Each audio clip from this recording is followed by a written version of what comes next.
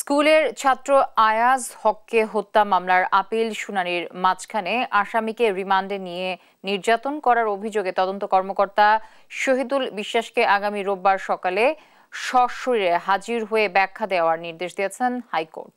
রোববার মোস্তফা জামান ইসলামের নেতৃত্বে দ্বৈত বেঞ্চ এ আদেশ দেন। মামলার অভিযোগে বলা হয় 2014 সালের 9 জুন সিটি কলেজের প্রীতি ফুটবল টুর্নামেন্টের প্রস্তুতি ও খরচ বাবদ টাকা তোলার বিষয় নিয়ে আয়াজের বড় ভাই সিটি কলেজের বিজ্ঞান বিভাগের দ্বিতীয় বর্ষের ছাত্র আশদিন হকের সঙ্গে আসামিদের কথা কাটাকাটি ও পাল্টাপাল্টি ধাওয়ার ঘটনা ঘটে। পরে ওই দিন বিকেলে ধানমন্ডি থানাধীন জিগাতলায় যাত্রী ছাউনির কাছে আয়াজকে একা পেয়ে আসামিরা পরস্পরের যোগসাজশে মারধর ও ছুরিকাঘাত করে গুরুতর জখম করে। পরে আয়াজকে চিকিৎসার জন্য ঢাকা মেডিকেল কলেজ হাসপাতালে নিয়ে গেলে চিকিৎসক মৃত ঘোষণা করেন।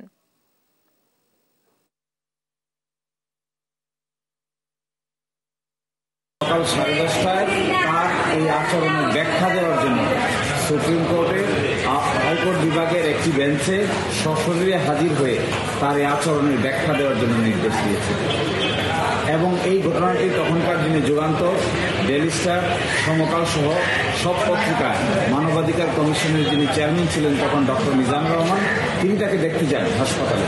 এই দেখতে যাওয়ার ঘটনাকে কেন্দ্র করে সবগুলো পত্রিকার রিপোর্ট হয় এবং ডেইলি স্টারে তখন এটাও রিপোর্ট হয়েছিল যে 10 লক্ষ টাকার ঘুষের বিনিময়ে এই শিশুকে, তখন তার বয়স ছিল 15 বছর 9 মাস, তাকে এইভাবে নির্মম নির্যাতন করা হয়।